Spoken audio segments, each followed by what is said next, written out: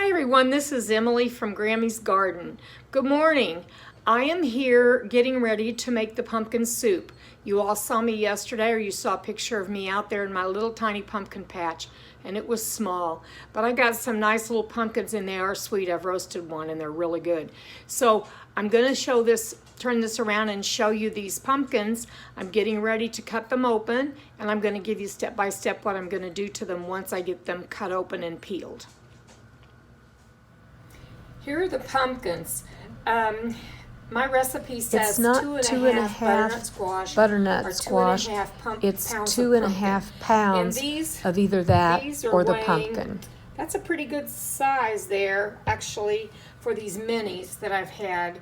I think the one that I ate the other day was about this size. I baked it, and I cut it in half and scooped the seeds out, and I even put the seeds in the oven with it, and I ate those seeds, and they were really good. So, you know, your own pumpkin seeds, and they are expensive, I'll tell you that. If you're going to buy raw pumpkin seeds, they're expensive. So anyway, I'm going to start carving on these, and literally carving on them, not to make jack-o'-lanterns, to make some soup. And once I get it in the pot, I'm going to show you everything else I'm going to add to them, and actually how I get these done, okay? All right.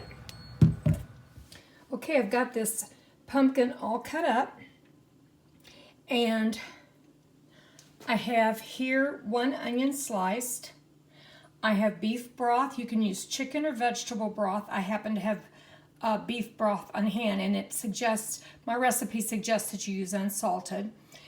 In here, I've got 2 cups of beef broth, which I'll add 1 more cup to make 3 cups, 1 cup of water, and then that's my Himalayan pink sea salt and pepper.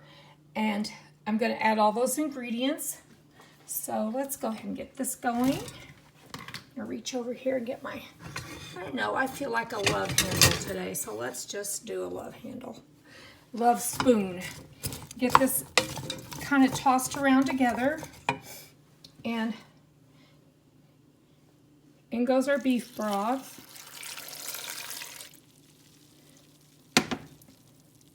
In goes the water. Now, the wet ingredients or liquid ingredients are not going to cover the soup. Once you bring it to a boil, you're going to reduce it to a simmer. So you don't need that to be totally covered. This is going to turn out to be kind of a thick soup. That's the hope. And I have a backup plan if it doesn't. I'm going to throw in something else that's going to just help thicken that. But I think that this should be fine. I've just never used my own grown pumpkins for this. So I'll blend all that together.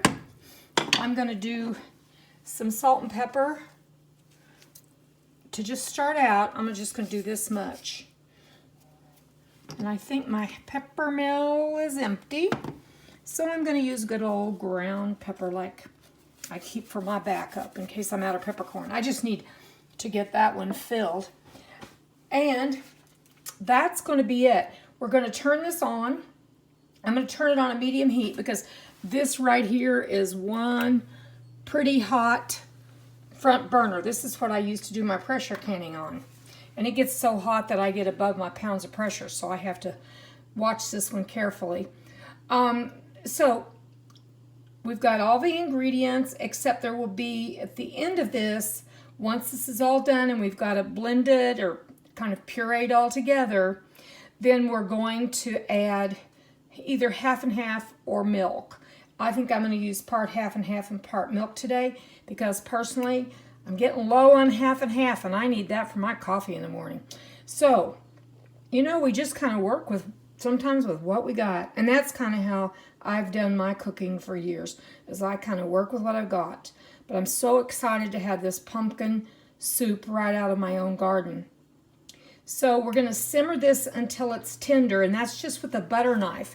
That's not like with a sharp kitchen knife. That's just a butter knife that's tender. So we're going to bring it to a boil and then reduce that down to just a good simmer. Not where it just every now and then simmers, but just a good steady simmer. And then when it's tender, I'm going to go ahead turn it off.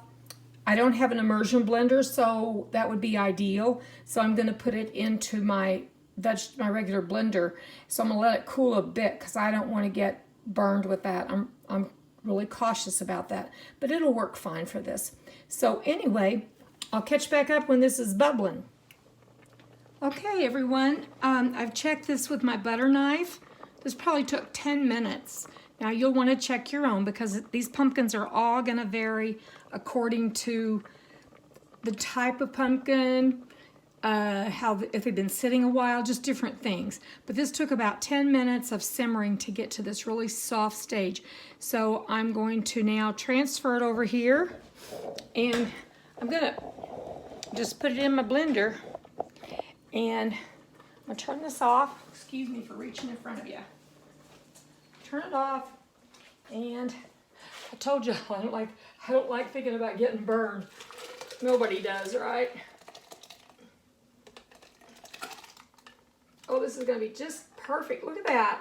Couldn't have had it any better, I don't think. That's pretty great. I want every little bit of goodness out of there and into there. Now, I may have to scoop. I've got this in case I need to scoop. All right. I think I'm going to scoop because I'm gonna want to add our milk to it. I put in a 1/4 cup of half and half and a 1/4 cup of milk. Because you heard me say I'm stingy with my half and half today. But the recipe says you can just use plain milk if you'd like to do that. So here we go. I'm just going to do really slow at first. Wow, it's blending really good. And you know, how I talk about how I like to taste test. And then I'm going to put these other pieces in there too. Now this is going to be without the milk product. Oh, it's going to be good. It needs more salt.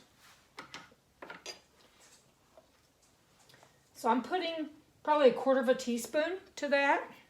Now if you wanted, guys and gals, if you wanted, you could go ahead and add like some garlic cloves when you started putting this in. You could just change it however you wanted like that. But I think this is going to be fine. And if you kind of like a sweet soup, like there's some companies out there that make some really good autumn soups, you know, and have them in their restaurant. I won't name them, but they sure, well, Panera's for one, and there's more. But Panera's is one that has really good autumn soups. Okay, so I'm going to blend one more time. But, you know, some of those soups, I've noticed have a little bit of a sweetness to them. And I kind of like that. And I thought, if this doesn't taste exactly like I want this time, because each time the pumpkin you use is different, you could use store-bought canned puree, not for pumpkin pies, but for just the pumpkin puree. So I had thought I would put a dab of honey in it, but I'm not going to have to. So hang on, we're going to see what this looks like once it gets, I want to get the milk in it, see what it looks like. I want to get the bowl on the table because I'm going to eat some. Okay, here we go. I want to be sure you can see all this. Okay, I want to do this. Now you saw that was just such a short little thing, and that was on puree. All right, and here I've got my 1/2 cup, and it said you could add as much as 3/4 if you wanted to, but I'm going to just do the 1/2, and then again I'm going to taste test. And once you have done this, you don't want to boil the milk product in this, so you want this to be good and done. Looks good to me. Okay, I'm going to ladle myself a bowl. You hold on, I'm going to get a bowl. Here we go. Never too far away. I like to eat. Now, I'm going to taste test it again. I'm not going to reuse it because other people might eat some of this other than just me. So let's not double dip here. I'm talking to myself. It's really good. I mean, I'm not just saying that. I've had recipes that weren't really good, and I've said it. I like it with the beef, even though the primary thing it suggests is chicken stock. I really like this beef. I don't know, it gives it a little bit more of a savory feel. So I'm just going to ladle some of this out. You can see the consistency.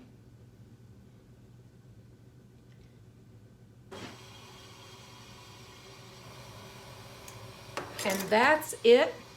I'm going to put a few pumpkin seeds on the top, and I'm going to put a few croutons. I know people really like grilled cheese sandwiches with these, but this is really just going to be what I'm going to have right now. It's lunchtime, it's past lunchtime, and I've not eaten, so I'll show you the final results on the table.